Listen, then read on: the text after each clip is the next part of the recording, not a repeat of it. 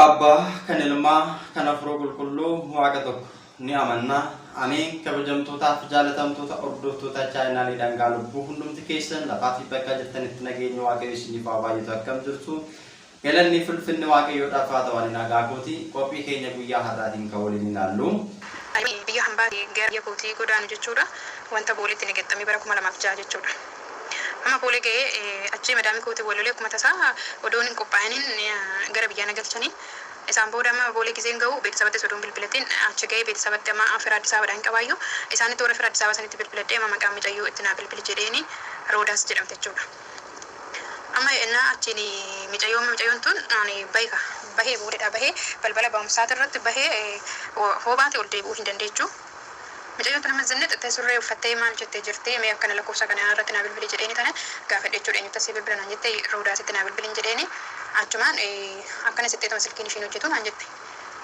Amma saniin booda yoo bilbilte eenyuun jedhaa maqaan kee naan jette deemtee na gaafatte maqaan koo Dastaa jedhamaan jedheeni kanumaan booda ani akkana geesse tanan nama musliima tokko argadde amma mucayyoo Roodaas kan jedhamtu fira xiyya tana irratti bilbilee achumatti na eeginan dhufaa naan jette geesse tuman mukti takka hin jirti muka takka jala taa'ee amma meeshaa koo qabadde jechuudha. Amma yeroon achi taa'u mucayyoo wayii dhufteeti Dastaa kan jedhamtu se'ii naan jette eeniin jedheen Roodaas kan jedhamtu mana mataa banteetti. Isheen barumsa mana mataa banteetti waan ta'eef anis barumsa dhaquudhaaf ani jarjara waan ta'eef dafitoo si fidee tanan deeman naan jette.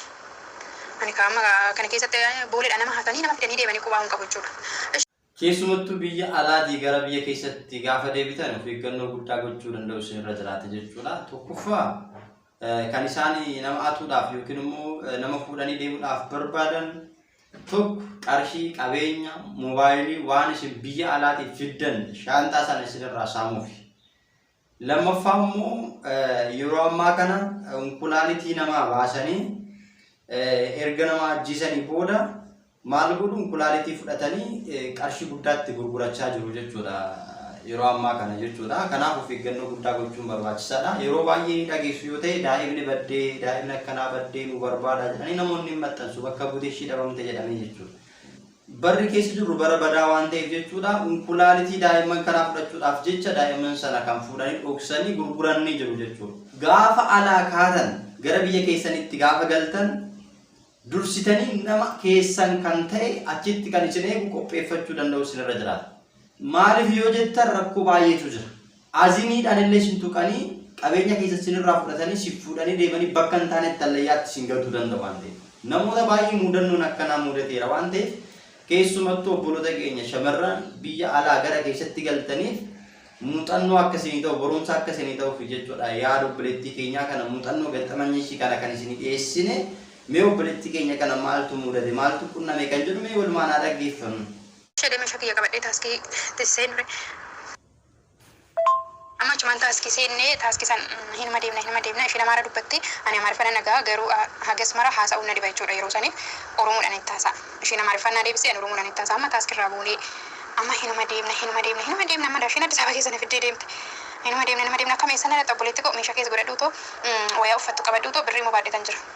Birrii baadheetan jira birrii keetti asuma meeshaa kana keessa godhadhuutoo naan jette amma deemteetti achitti bakka isheen mana mataa tokko sunitti ana kaama lafta naaf addisiidha booda sana immoo nan beekayu jechuudha. Waggaa lama ture jechuudha.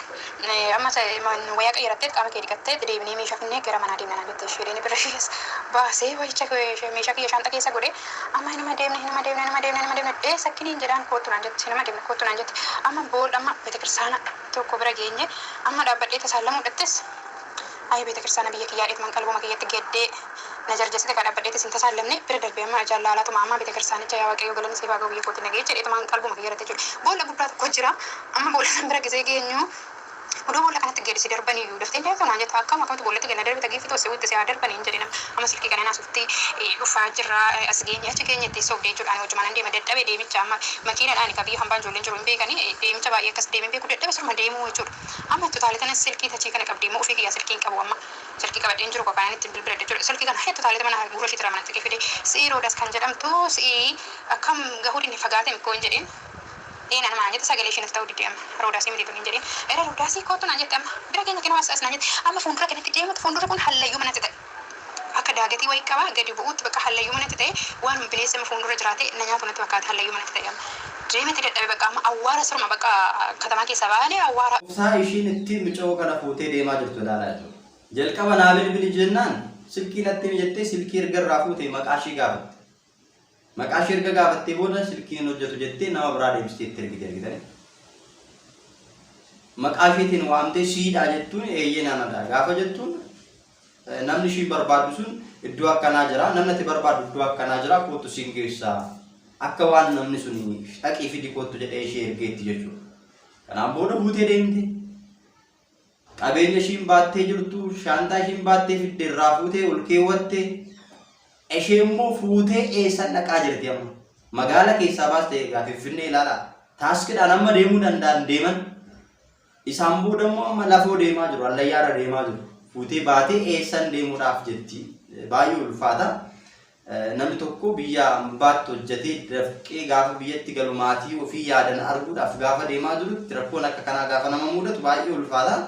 Isaan booda meesti maaltu uumame kan jedhu ishee irraa dhageenya. Awwaara kan amma kanaan booda lafa dura kana deemteetti amma saasaa jirti.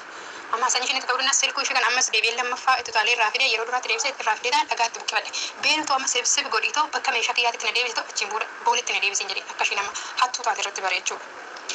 Amma namni katamaa amma sodaatame tiree nu kan ijoolleen xiqqoo fi ijoolleen baadiyyaa dhabaani sodaan qabnu aaris qaama ishee sanna dhaquu fedheen bakka amma ofitti aare hiyootiin xiyyeessira darbuun maasuma ishee harkatti illee waan wal goone dhagaatti fudhadhe been qaxxaan jedhee nama fuuldura gachumaan qaxxaa ishee naana fuuldura deemtee bakka meeshaa kiyyaa sanii nageecha amma boolitti na deebisee binku amaariif na taasifte ni dhagaa amaariffamuu ni dandeetti haasawu san xiqqoo akka laattafee na dhiba malee na taasifte amma namicha magaala tokko maal taatan jedha akkanatti booda riippoortiidhaan fiddee beena firee biratti asii geessan jettee boota isaa asiin ta'e bakka isheen dhaqxuun beekuudhaan foolis dhaabaa achuma akkabaabii san jira achi foolis dhaabaa san foolisii waamee intalli sun qabamte ani amma warrani fira kiyya sanitti bilbiladhee achi booda kanatti destaa kan jedhamtu akkanatti waajjira poolisii kanatti gizeedhaan isaan keessa ganaman ta'u achi riippoortii dhaqxee na dhabdee duuta reef ishee achi jira han jennu achi turrifannee jedhan gizee dhufan amma achitti dhufanii akkanatti intalli sunis hidhamtee warroonni daatti amma warroonni achitti waamii mucayyoo si ergisiise gizeedhaan mucayyoon uggwaasa surreedhaan akkasitti fooxaa xartee nama neqqee fakkaatu sun qamisii akkana warra baadiyyaa san qamisii uffattee daa'ima baattee siin dhuftuure saniin booda amma anoota anuman jedheen ana yeroo duraa silkiitti naa bilbili jedheen.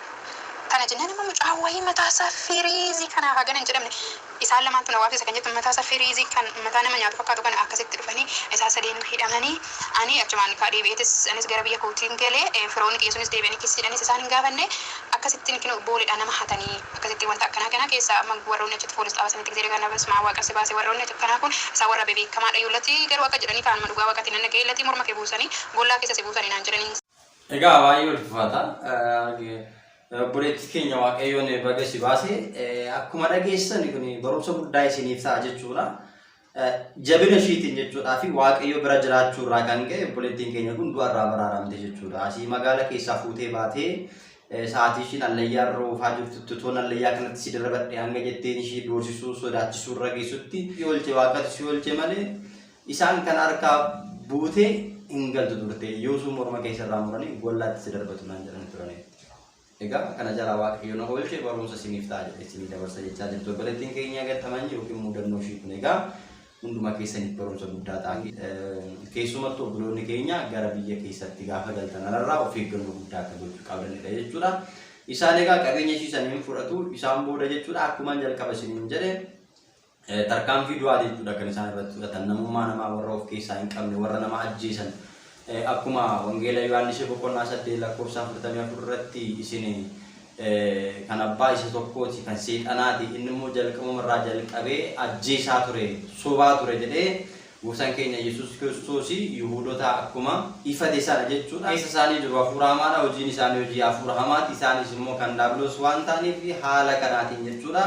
Mucaa namarratti gidiraa akka kanaa kan gaggeessan bara keenya keessatti baay'ataniitu jiru. Keessumattuu Itoophiyaa keessatti wanta akkanaa mudannoon akkanaa qabeenya namarraa fudhachuun aziimiidhaan nama tuqanii bakka hin taanetti nama geessuun waan hin taane namarratti raawwachuun lubbuu baasuun baay'inaan baay'achaati kan jiru jechuudha. Bara akkanaa keessa jirra waaqayyo gooftaan laphee isaanii haa kennu nuunis immoo hunda keenya bakkaaf lafa deemnutti egaa lafa deemnu hin beeknu bakka deemnutti waaqayyo hunduma keenya nu haa tiksu jalqaba irratti immoo of eeggannoo guddaa taasisuun barbaachisaadha. Barumsa guddaa isinii ta'a hiriyoota keessaniif sheer gochuudhaan biraan gaa waaqayyo hunduma keessan faana haa ta'u waa guddaa waa hedduu akka irraa barattan abdiin qaba. Qophii kan biraatti nan godhatti deemutti nagaan tura. Wasbaata Egzaabeer.